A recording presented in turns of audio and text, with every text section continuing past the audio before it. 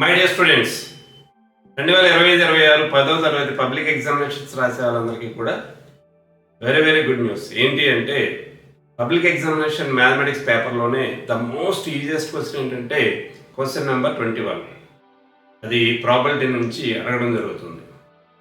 అదేంటంటే ఒక క్వశ్చన్ ఇచ్చి సేమ్ క్వశ్చన్ని ఇలాంటి క్వశ్చన్స్ని 4 జనరేట్ చేయమంటారు. అయితే చాలామంది పిల్లలు క్వశ్చన్ జనరేట్ చేయడం చాలా కష్టమేమో అని ఫీల్ అవుతున్నారు. బట్ చాలా చాలా ఈజీ. క్వశ్చన్ జాగ్రత్తగా స్టడీ చేస్తే అందులో చిన్ని చేంజెస్ చేస్తే చాలు. ఫర్ ఎగ్జాంపుల్ ఇక్కడ ఉన్న క్వశ్చన్ చూద్దాం. 1 card is drawn from a well shuffled deck of 52 cards. Calculate the probability that the drawn card will be an ace. Now create 4 such type of questions. ఇక్కడ మీకు క్లియర్గా నేను yellow కలర్లో mention చేస్తున్నాను. అది క్వశ్చన్. సేమ్ క్వశ్చన్ జనరేట్ చేయాలి. So 52 cards playing cards 52 ఉంటాయి. ఆ 52 కార్డ్స్లో ఏదో ఒక కార్డ్ని మీరు రాస్తే చాలు. లేదు అంటే సింపుల్గా 4-5 వర్డ్స్ నేర్చుకున్నా మీరు ఈ క్వశ్చన్ జనరేట్ చేయగలుగుతారు. సో ఏ చేంజెస్ చేయాలి, సింపుల్గా ఏమి నేర్చుకుంటే ఈ క్వశ్చన్ మనం పూర్తిగా ఆన్సర్ చేయొచ్చు చూద్దాం. ప్లేయింగ్ కార్డ్స్లో ముఖ్యమైనవి కొన్ని అంశాలు నేను చెప్తాను. ఈ మాత్రం ఖచ్చితంగా గుర్తుపెట్టుకోవాల్సింది మీరు. ఇవి తెలిస్తే చాలు. ప్లేయింగ్ కార్డ్స్ మీద కానీ ఈ క్వశ్చన్ ఇస్తే ఖచ్చితంగా 4 క్వశ్చన్స్ మీరు జనరేట్ చేయగలుగుతారు. దీన్ని ఏస్ అంటారు. ఏస్ ఓవెల్తో స్టార్ట్ అవుతుంది కాబట్టి యాన్ ఏస్ అంటాం. యాన్ ఏస్ గుర్తుపెట్టుకోండి. ఈ సింబల్ ఉంది చూసారా, స్పేడ్ అంటాం మనం దీన్ని.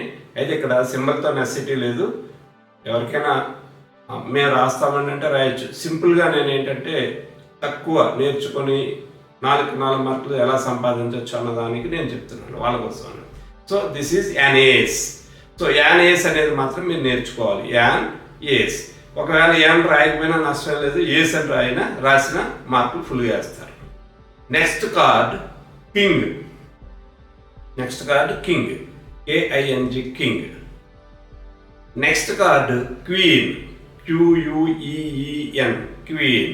Next card Jack, JACK Jack. ఇక్కడ మీరు అబ్జర్వ్ చేయండి, కింగ్కి ఫేస్ ఉంది, క్వీన్కి ఫేస్ ఉంది, జాక్కి ఫేస్ ఉంది, ఏస్కి సింబల్ ఉంది. మిగతా నెంబర్స్ అన్నిటికీ సింబల్స్ ఉంటాయి, నెంబర్స్ ఉంటాయి. బట్ కింగ్, క్వీన్, జాకీకి మాత్రమే ఫేసెస్ ఉంటాయి. అందువల్ల కింగ్, క్వీన్, జాక్ని ఫేస్ కార్డ్స్ అంటారు. Face cards.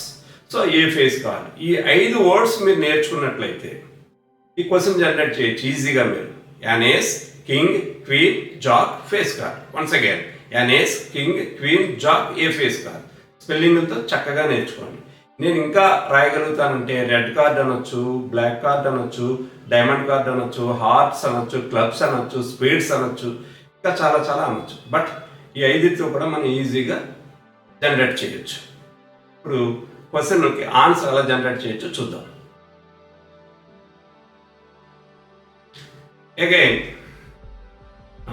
ఫ్రెండ్స్ క్వశ్చన్ చూద్దాం ఒకసారి. 1 card is drawn from a well shuffled deck of 52 cards.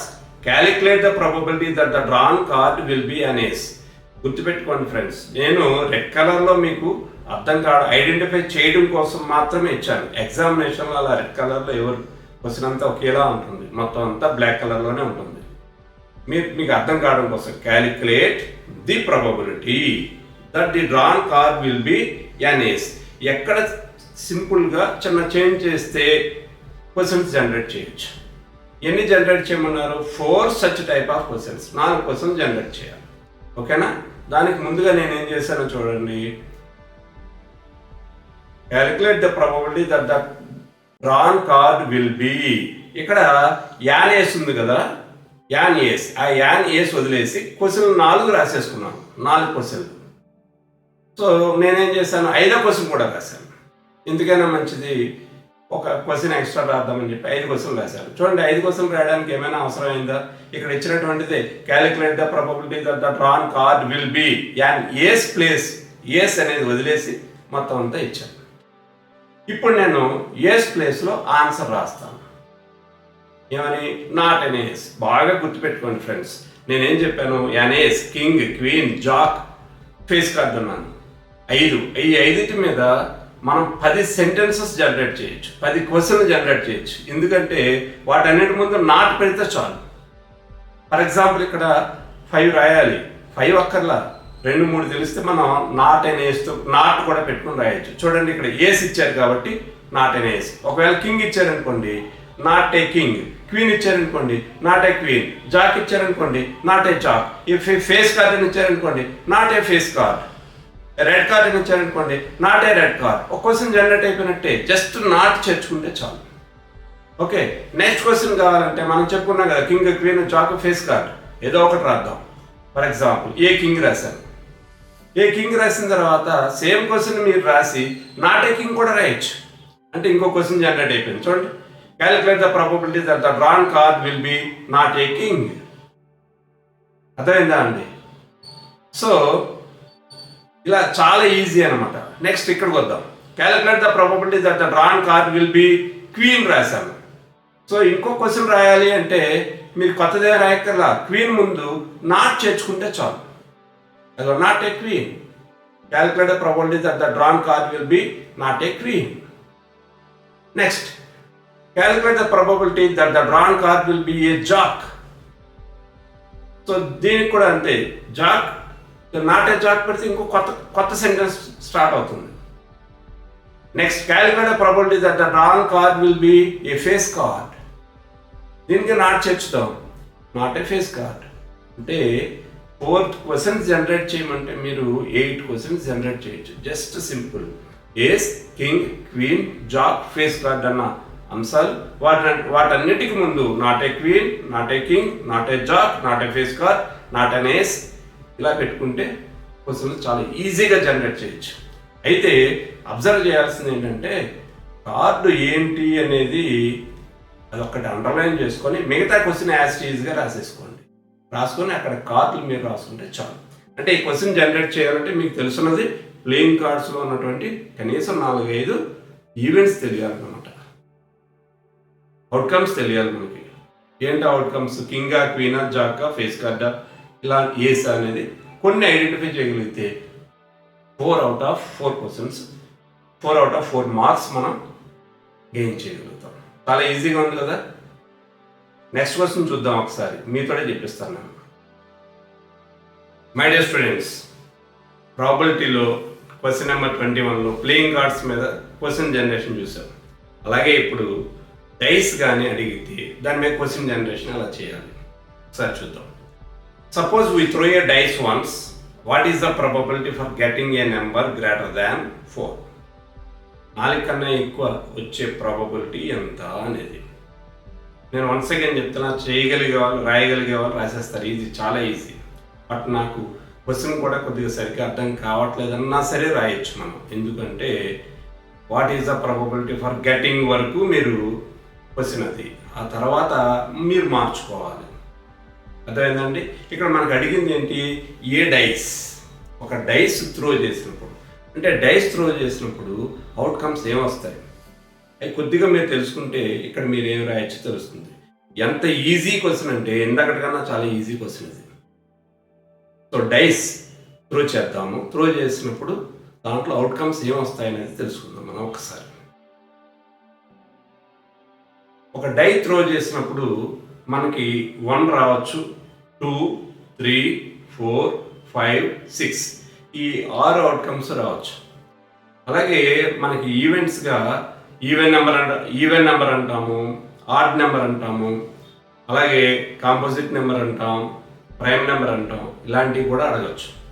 లేదా లెస్ దాన్ 3 అనొచ్చు, గ్రేటర్ దాన్ 4 అనొచ్చు, లెస్ దాన్ అని 6 లోపు అన్నీ అడగచ్చు, గ్రేటర్ దాన్ అని చెప్పి 1 పైన అడగచ్చు. కానీ ఇక్కడ మన యొక్క టార్గెట్ ఏంటంటే తక్కువ ఇన్ఫర్మేషన్తోనైనా సరే 4 మార్కులు సంపాదించుకోవడం ఎట్లా అనేది. సో ఇక్కడ నువ్వు number 1, number 2, number 3, number 4, number 5, number 6 తెలుసుకుంటే చాలు. ఓకేనా? క్వశ్చన్ జనరేట్ చేయొచ్చు. ఓకేనా? క్వశ్చన్ జనరేషన్ ఎలా చేయాలో ఒకసారి చూద్దాం. ఓకేనా friends? Suppose we throw a dice once, what is the probability for getting a number greater than 4 అని అడిగారు. సో ఇక్కడ what is the probability for getting a number greater than 4 అన్నారు. నేను మీకు చెప్పాను అవుట్కమ్స్ ఏమొస్తాయి, 1 2 3 4 5 6 అన్నాను కదా. గ్రేటర్ దాన్ 1 అనండి, గ్రేటర్ దాన్ 2 అనండి, గ్రేటర్ దాన్ 3 అనండి, గ్రేటర్ దాన్ 5 అనండి. 4 ఇచ్చేసారు కాబట్టి గ్రేటర్ దాన్ 6 అనండి. లేదు లెస్ దాన్ 4 అనండి, లెస్ దాన్ 3 అనండి, లెస్ దాన్ 2 అనండి, లెస్ దాన్ 1 అనండి, లెస్ దాన్ 6 అనండి. చాలా ఈజీ. లేదండి గ్రేటర్ దాన్ లెస్ దాన్ నేను రాయడం కష్టం అంటే ఇంకా సింపుల్గా చేయడం ఎలా రాయాలో చెప్తాను. ఒకసారి క్వశ్చన్ చూద్దాం. So what is the probability for getting a number అన్నది 5 టైమ్స్ రాసేసానండి నేను. What is the probability for getting a number, what is the probability for getting a number, ఇలాగా. అంటే మనం చిన్న చేంజ్ చేస్తే చాలా అన్నాం కదా, ఆ చేంజ్ ఏంటో ఒకసారి చూద్దాం. చూడండి, ఫస్ట్ దానికి నేను ఏం రాస్తున్నాను, 1, రెండో దానికి 2, మూడో దానికి 3. సో గెటింగ్ ఏ నెంబర్ తర్వాత గ్రేటర్ దాన్ 4 రాయాలా అండి? మీరేమో గ్రేటర్ దాన్ రాయలేదండి, గ్రేటర్ దాన్ రాయాలి, లెస్ దాన్ రాయాలి, అలాంటిది ఏం లేదు, నీ ఇష్టం. గ్రేటర్ దాన్ రాయొచ్చు, లెస్ దాన్ రాయొచ్చు, గ్రేటర్ దాన్ తీసేసి నెంబర్ కూడా రాయొచ్చు. అందుకని వన్స్ అంటే ఇక్కడ స్పెల్లింగ్ మిస్టేక్ కూడా రాదు నీకు. 1 2 3 4 7 డైస్ త్రో చేసినప్పుడు 6 కదండి వస్తాయి, 7 కూడా రాయొచ్చు. అప్పుడు దాని ప్రాబిలిటీ 0 అవుతుంది అనమాట. నువ్వు 7 కూడా మెన్షన్ చేయొచ్చు. సో ఫ్రెండ్స్, ఇక్కడ నెంబర్స్ రాయొచ్చు. లేదండి నేను గ్రేటర్ దాన్ 4 ఉంది కాబట్టి గ్రేటర్ దాన్ వాడతానంటే రాయపర్లేదు. Greater than 1, greater than 2, greater than 3, greater than 4, greater than 5, greater than 6. చాలా ఈజీ. నేను ఇంకా బాగా రాస్తానంటే లెస్ దాన్ కూడా జాయిన్ చేసుకోవచ్చు. ఇంకా ఈవెన్ నెంబర్ రాయొచ్చు, ఆడ్ నెంబర్ రాయొచ్చు. సో ఫ్రెండ్స్, దీనికి ఒక డైస్ త్రో చేసినప్పుడు మీరు తెలుసుకోవాల్సినవి, గుర్తుపెట్టుకోవాల్సినవి ఏంటంటే, నేను ఇందాక చెప్పినటువంటివి 1 2 3 4 5 6 even number, odd number, less than, greater than, prime, ఇలాంటివి గుర్తుపెట్టుకోండి. లేదండి అంటే 1 2 6 నెంబర్స్ గుర్తుపెట్టుకున్న 4 మార్క్స్ ఈజీగా స్కోర్ చేస్తాం. చాలా ఈజియెస్ట్ క్వశ్చన్ కదా. ఇంకొక ఎగ్జాంపుల్ చూద్దాం. Suppose we toss 2 different coins simultaneously. What is the probability for getting 2 heads? 2 coins ఒకేసారి మనం టాస్ చేస్తే 2 హెడ్లు వస్తాయి, 2 టైల్ వస్తాయి. హెచ్ టైల్ వస్తుంది, టైల్ హెచ్ వస్తుంది, టీటీ వస్తుంది. అవునండి, హెచ్ ఒకటి, టీటీ ఒకటి, హెచ్టీ ఒకటి, టీహెచ్ ఒకటి, 4 వస్తాయి అన్నమాట. అవన్నీ నాకు కాస్త కన్ఫ్యూజన్ అండి. అంటే దానికి కూడా సింపుల్ లాజిక్ ఉంది. చూడండి, what is the probability for getting 2 heads అన్నారు కదా. 2 హెడ్స్ అన్నారు, 2 టైల్స్ అందాం, ఆల్ హెడ్స్ అందాం, ఆల్ టైల్స్ అందాం, నో హెడ్స్ అందాం, నో టైల్స్ అందాం. సింపుల్, అర్థమైందా అండి? సో 2 కాయిన్స్ టాస్ చేసినప్పుడు క్వశ్చన్ జనరేట్ చేయడానికి మనం ఎటువంటి టెర్మినాలజీ మనం నేర్చుకుంటే సరిపోతుంది. చూద్దాం ఒకసారి. చూడండి, 2 హెడ్స్ క్వశ్చన్ ఆల్రెడీ ఇచ్చారు. మీరు 2 టైల్స్ రాయొచ్చు, నో హెడ్స్ అని రాయొచ్చు, నో టైల్స్ అనొచ్చు, 1 హెడ్ 1 టైల్ అని అనుకోవచ్చు. అర్థమైందండి? 2 కాయిన్స్ టాస్ చేసినప్పుడు ఇవి మీరు గుర్తుపెట్టుకోవాలి. 2 heads, 2 tails, no heads, no tails, 1 head 1 tail. ఈ 5 క్వశ్చన్స్ ఈజీగా జనరేట్ చేయొచ్చు. మీరు చెప్పాలి ఆన్సర్ ఈసారి. చెప్తారా? క్వశ్చన్లోకి వెళ్దామా? Suppose we toss 2 different coins simultaneously. What is the probability for getting 2 heads? Now create 4 such type of questions. First మనం ఏం చేయాలి? గెటింగ్ వరకు అన్ని క్వశ్చన్లు రాసేసుకోవాలి. 5 క్వశ్చన్లు రాసేసాను. 2 heads ప్లేస్లో ఏం రాసుకోవాలి? ఏం రాయాలి చెప్పండి? First 2 tails, very good. No heads, very good. No tails, very good. 3 heads, 1 head 1 tail. 3 heads కూడా రాయొచ్చు, 3 టైల్స్ కూడా రాయొచ్చు. సార్ 2 కాయిన్స్ టాస్ చేస్తే 3 హెడ్స్ పడతాయా? పడవు. అప్పుడు ప్రాబిలిటీ 0 అవుతుంది అనమాట. 3 హెడ్స్. కొంతమంది ఇంకా తెలియదు, 4 హెడ్స్ రాయనా సార్, 5 హెడ్స్ రాసినా రైటే, కానీ పాసిబిలిటీస్ ఉన్నాయి, రాద్దాం మ్యాక్సిమం గుర్తున్నంత వరకు. చాలా ఈజీ. క్వశ్చన్ నెంబర్ 21లో 4 out of 4 రావడం అనేది చాలా ఈజీగా సంపాదించుకోవచ్చు. తెలియని వాళ్ళు ఎలాగో బాగా రాస్తారు, బాగా చదివే వాళ్ళు రాయేస్తారు. నాకు ఇంగ్లీష్ కాస్త వీక్ అనుకున్న వాళ్ళు కూడా 21 క్వశ్చన్లో 4 out of 4 సంపాదించుకోవచ్చు. పబ్లిక్ ఎగ్జామినేషన్లో మీరు ఈ క్వశ్చన్కి 4/4 సాధిస్తారని ఆశిస్తున్నాను. మీరు 5 కాదు, ఇంకొక 2 కూడా ఎక్స్ట్రా రాయండి, రాయగలరు మీరు. చిన్నది ఏదైనా తప్పైనా 4కి 4 వస్తాయి. Wish you all the best. I hope you enjoy the video.